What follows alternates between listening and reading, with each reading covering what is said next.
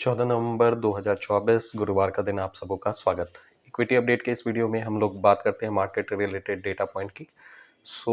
Market की condition बहुत Indian market specially अगर हम लोग फोकस करें तो बहुत अच्छे शेप में नहीं दिख रहा है। मार्केट में लगातार जो है बेसिकली मार्केट लगातार टूट रहा है, मार्केट में लगातार नीचे की तरफ में मूवमेंट जारी है और इसमें अगर आप देखेंगे तो बहुत सारा कंसर्न जो है ग्लोबल लेवल पे भी देखने को मिल रहा है, डोमेस्टिक प्रॉब्लम भी देखने को मिल रहे हैं। अगर आप देखेंगे तो एफआईआईज की कंटिन्यूअस सेलिंग जारी है। एफआईआईज जो है लगातार सेलिंग करते जा रहे हैं। अक्टूबर महीने में उन्होंने 1,14,000 करोड़ 1.14 लाख करोड़ की सेलिंग की थी, जो कि किसी इंडिविजुअल मंथ में सबसे हाईएस्ट सेलिंग है। और नवंबर महीने में भी अगर आप देखेंगे तो अभी तक वो 27,000 करोड़ से ज़्यादा की सेलिंग कर चुके हैं। इसके अपोजिट डीआईआईज जो है मार्केट को संभालने का काम इन्होंने बखूबी किया है। अक्टूबर 2024 में इन्होंने 1.07 लाख करोड़ जो है वो पंप किया है मार्केट में। 1,07,000 करोड़ जो है मार्केट में पंप किया है, और जबकि नवंबर मंथ की बात करें तो 24,000 करोड़ से ज़्यादा की बाइंग इन्होंने की है। डीआईआईज का बहुत सारा पैसा मार्केट में आ रहा है, और लेकिन बट फिर भी चूंकि बहुत ज़्यादा वॉल्यूम में सेलिंग हो रही है, इस हिसाब से मार्केट जो है डाउन साइड में देखने को मिल रहा है। और भी बहुत सारे कंसर्न जो हैं इंडियन मार्केट से रिलेटेड हैं। एक तो ये है कि ट्रम्प के यूएस प्रेसिडेंशियल इलेक्शन को जीतने के बाद में, यूएस में ट्रम्प के आने के बाद में अगर आप देखें तो डॉलर में लगातार मजबूती जारी है, और उसके कारण से इंडियन रुपीस वैसे वीक होते जा रहा है। इंपोर्ट हमारे कॉस्टली होते जा रहे हैं और इंडिया में इंपोर्ट से रिलेटेड काफ़ी चीज़ें हैं, तो उसकी मार जो है इंडियन इकोनॉमी पे देखने को मिल रही है। इसके अलावा देखिए, हालांकि एक्सपोर्ट ओरिएंटेड सेक्टर जो है वो बेनिफिशियरी ज़रूर हैं, और इसमें अगर आप देखेंगे तो फार्मास्यूटिकल और आईटी सेक्टर को बेनिफिट ज़रूर मिलता है इसमें। लेकिन इसके अलावा भी अगर आप देखें तो इंडिया में डोमेस्टिक इन्फ्लेशन जो है वो एक बिग नेगेटिव हो रहा है, चूँकि यहाँ पे फूड आइटम्स के प्राइसेस जो हैं वो बढ़ रहे हैं। इसके अलावा अगर आप देखेंगे तो जो भी क्वार्टर टू के जो रिजल्ट्स आए हैं कंपनीज़ के, वो अप टू द मार्क नहीं रहे हैं। इसके कारण से बहुत सारे स्टॉक्स की धुलाई पिटाई हुई है और मार्केट का सेंटिमेंट जो है फर्दर ख़राब हुआ है। ये सारे जो पॉइंट्स हैं ये मार्केट में जो है कहीं ना कहीं मार्केट को वीक बनाए हुए हैं, और आगे भी अगर आप देखें तो बहुत ज़्यादा स्ट्रेंथ जो है वो फिलहाल देखने को नहीं मिल रहा है। इंडेक्स लेवल पे अगर आप देखें तो बहुत सारे मेजर सपोर्ट्स जो हैं वो ब्रेक हो रखे हैं। फर्दर डाउन साइड के प्रेडिक्शंस जो हैं वो किए जा रहे हैं। फर्दर डाउन साइड जो है वो एक्सपेक्टेड है।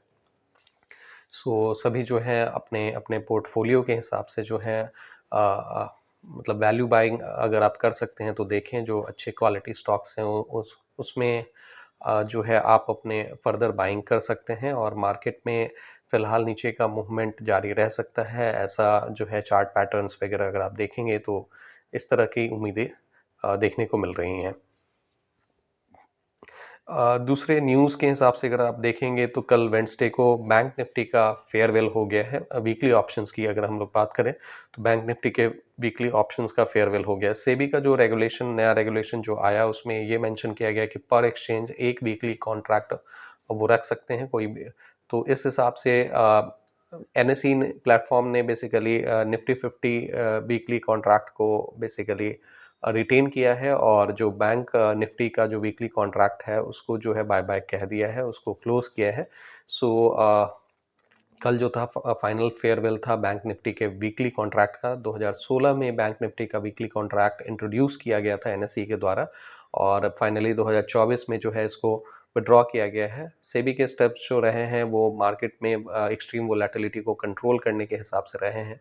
और अगर आप देखेंगे तो जो जो स्टडी है, एज पर स्टडी जो मेंशन किया गया है मीडिया रिपोर्ट्स के हिसाब से अगर आप देखें तो फाइनेंशियल ईयर 22 से फाइनेंशियल ईयर 24 के बीच में अगर आप देखेंगे तो रिटेल इन्वेस्टर्स की अगर आप बात करें, इंडिविजुअल अकाउंट ओनर्स की अगर आप बात करेंगे तो 1.81 लाख करोड़ का लॉस उनके द्वारा किया गया है वीकली बेसिकली ऑप्शंस में, फ्यूचर एफएनओ सेगमेंट्स में। तो यहाँ पे वैसे अगर आप देखेंगे तो मोर देन 90% जो रिटेल पार्टिसिपेंट्स होते हैं वो लॉस इनकर करते हैं। जो मीडिया रिपोर्ट जो मेंशन कर रहा होता है वो यही है।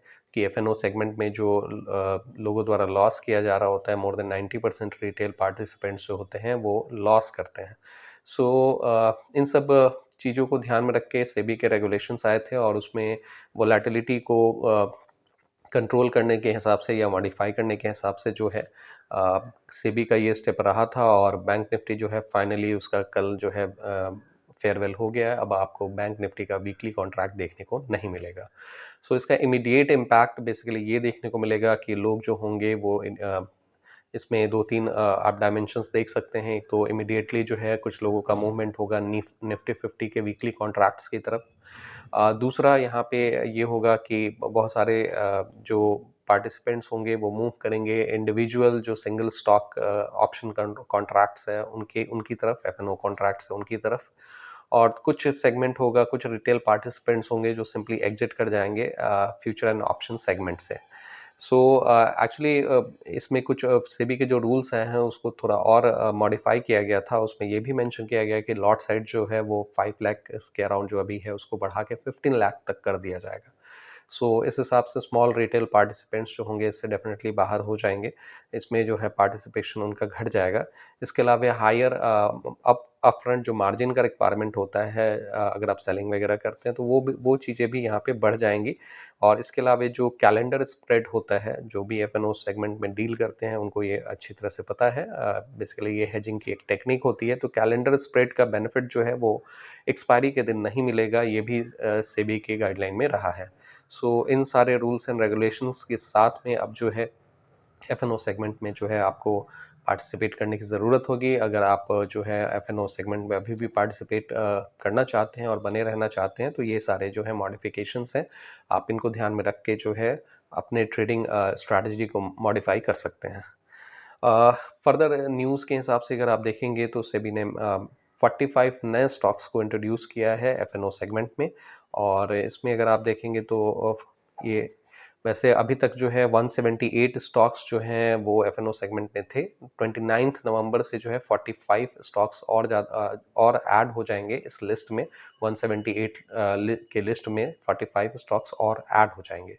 सो इसमें अगर आप देखेंगे तो LIC जैसे शेयर्स भी हैं, जोमेटो है, VBL का शेयर है, आपका बैंक ऑफ इंडिया देखने को मिलेगा। तो ऐसे करके टोटल 45 लिस्ट आपको 45 और नए स्टॉक्स जो हैं इस लिस्ट में ऐड होंगे। सो इस हिसाब से अगर आप देखें तो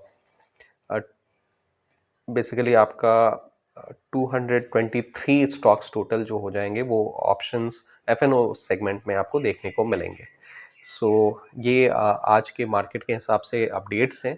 आपको अगर यहाँ से कुछ वैल्यू मिला है तो आप इस वीडियो को लाइक करें, इस चैनल को सब्सक्राइब करें। आपको मार्केट को लेके क्या आपका व्यू पॉइंट है आप नीचे कमेंट बॉक्स में मेंशन जरूर कर सकते हैं। अपना कोई क्वेरी है तो वो भी आप नीचे कमेंट बॉक्स में मेंशन करें। Thank you for your participation.